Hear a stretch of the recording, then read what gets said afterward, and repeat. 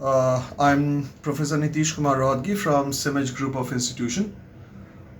Uh, I'm continuing with the same topic that is foreign exchange और उसका ये second video है. First वाले video में we talked about the meaning of foreign exchange market and a bit upon the fluctuations in the foreign exchange rates, that is foreign exchange currency में या foreign currency में किस तरीके से currency appreciation और currency depreciation होती है. आज हम लोग उसी टॉपिक के ऊपर आगे बढ़ेंगे और हम लोग आज पढ़ेंगे कि कैसे डिमांड और supply of foreign exchange affected होता है. What are the different factors which go on to affect the demand for foreign exchange and supply of foreign exchange. क्योंकि अल्टीमेटली जो फॉरेन एक्सचेंज रेट्स है वो डिमांड फॉर फॉरेन एक्सचेंज और supply of foreign exchange के ऊपर ही dependent होता है. तो एक बहुत सिंपल इकोनॉमिक्स है कि डिमांड तब ज़्यादा होगा जब रेट्स या प्राइसेस कम होंगे और सप्लाई तब ज़्यादा होगा जब प्राइसेस ज़्यादा होंगे. खैर, मैं चीज़ों को और थोड़ा सिंप्लीफाई करूं कि आपने इकोनॉमिक्स में लॉ ऑफ डिमांड पढ़ा होगा.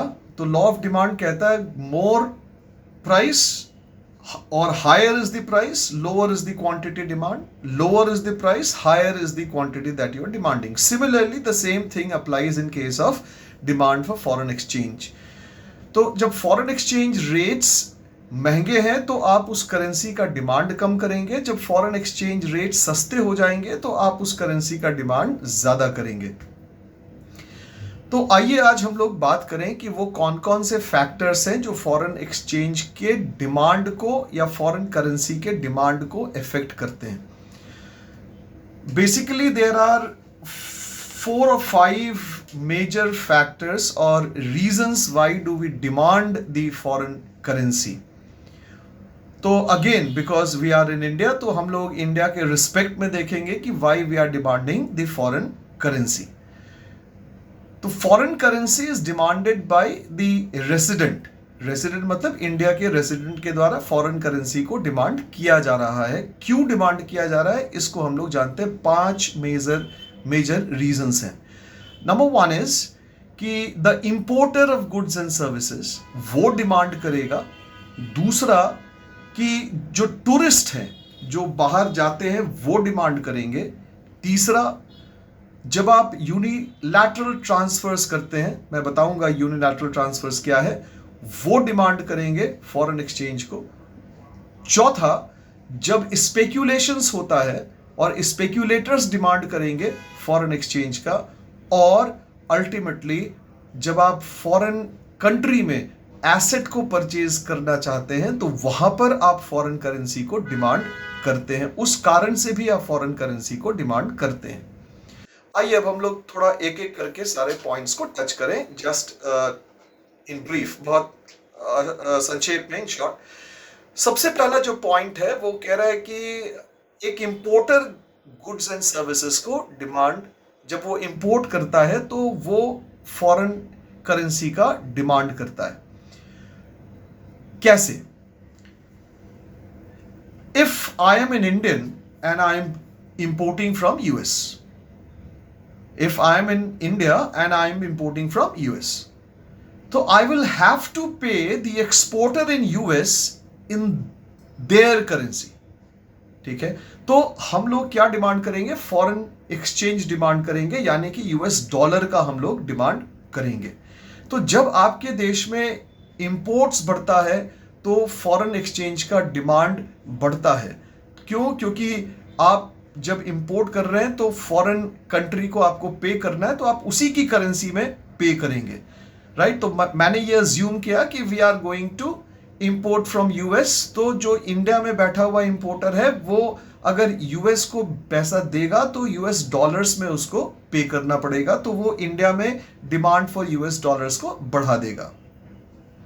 दूसरा, अगर Indian resident wishes to visit ठीक है, और for tourism purposes he wants to go outside India और visit US, then in that case he will have to spend money in US, right? And the spending of money in US will be done in the currency of US. Therefore an Indian who is willing or desirous of going to US or any country for that matter requires the foreign currency, and therefore on that account the demand for foreign exchange will also increase. The third reason is unilateral transfers. Now, what are unilateral transfers? Unilateral transfers are one-way transfer wherein there is no consideration, right? You simply pay and you don't expect anything in return, right? तो जब आप कोई disaster के लिए जब आप कुछ fund transfer करना चाहते हैं, या आप गिफ्ट देना चाहते हैं, या आप कहीं चैरिटी या डोनेशन देना चाहते हैं, जो यूनिलैटरल ट्रांसफर्स है आप फॉरेन कंट्री में देना चाहते हैं, तो वहां पर आपको क्या करना पड़ेगा कि आप उनकी करेंसी में वो यूनिलैटरल ट्रांसफर करेंगे। तो इंडिया में बैठा हुआ रेजिडेंट, उसको उस देश की करेंसी चाहिए होगी, तो वो इंडिया में बैठ के फॉरेन करेंसी के डिमांड को बढ़ाएगा। जो चौथा फैक्टर है, वो चौथा फैक्टर कह रहा है कि अगर आप स्पेक्यूलेटर हैं, आप स्पेक्यूलेटर हैं, स्पेक्यूलेटर कहने का मतलब जो ये एक्सपेक्ट करता है कि फ्यूचर में एक्सचेंज रेट्स चेंज करेगा और उस एक्सचेंज रेट फ्लक्चुएशन से वो फायदा उठाना चाहता है। For example, at present $1 is equal to say ₹80. Say ₹80. I am not quoting the exact figure, I am just making an example. तो अगर सपोज करें कि अभी अगर एक $80 ₹80 का है, और अगर आपको लग रहा है कि अब आने वाले समय में ये जो एक्सचेंज रेट है USD INR का, ये आगे बढ़ के 82 83 रुपीस तक जा सकता है, यानी कि आपकी करेंसी क्या करेगी, आपकी करेंसी एप्रिशिएट नहीं डेप्रिशिएट करेगी, आपकी करेंसी डेप्रिशिएट करेगी, घटेगी, डोमेस्टिक करेंसी घटेगी, लेकिन फॉरेन करेंसी यानी कि $डॉलर एप्रिशिएट कर रही है, ठीक है, यानी कि उसका वैल्यू बढ़ेगा एक्सचेंज टर्म्स में। तो अब आप क्या करेंगे कि आप एट प्रेजेंट डॉलर खरीद लेंगे, क्योंकि अभी आपको $1 खरीदने के लिए 80 रुपए देने पड़ रहे हैं। मान लीजिए 2 महीने के बाद अगर जब ये डॉलर आप बेचेंगे तो आपको 82 83 रुपीस मिलेंगे, यानी कि आपको 2 महीने 1.5 महीने जो भी टाइम स्पैन होगा उसमें आपको रुपया बढ़ के मिलेगा, राइट? तो ये स्पेकुलेशन है। तो इस एक्टिविटी की वजह से भी आप फॉरेन करेंसी का डिमांड बढ़ाते हैं, आप फॉरेन करेंसी को डिमांड करेंगे because you are expecting that foreign currency to appreciate and the domestic currency to depreciate. Last में आपको अगर फॉरेन कंट्री में जाके किसी एसेट को खरीदना है, राइट, किसी एसेट को परचेज करना है, तो उस कंट्री में जाएंगे जब आप एसेट को परचेज करने के लिए, तो वहां पे भारत का रुपया नहीं चलेगा, उस देश की करेंसी में आपको पेमेंट करना पड़ेगा। तो when a purchaser sitting in India wants to make purchases abroad, तो उसको उस देश की करेंसी की आवश्यकता होगी, वो फॉरेन एक्सचेंज को डिमांड करेगा, राइट? तो these were few important factors which influenced or which caused the demand for foreign exchange. सबसे पहला मैंने क्या बताया कि इंपोर्टर को चाहिए होगा फॉरेन एक्सचेंज क्योंकि उसको पेमेंट करना है।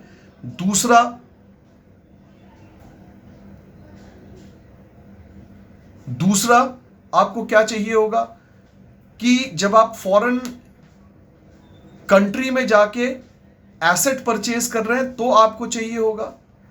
तीसरा, जब आप स्पेक्यूलेशन कर रहे हैं और स्पेक्यूलेशन में भी ये कि आप एक्सपेक्ट कर रहे हैं कि फॉरेन करेंसी एप्रिशिएट करें।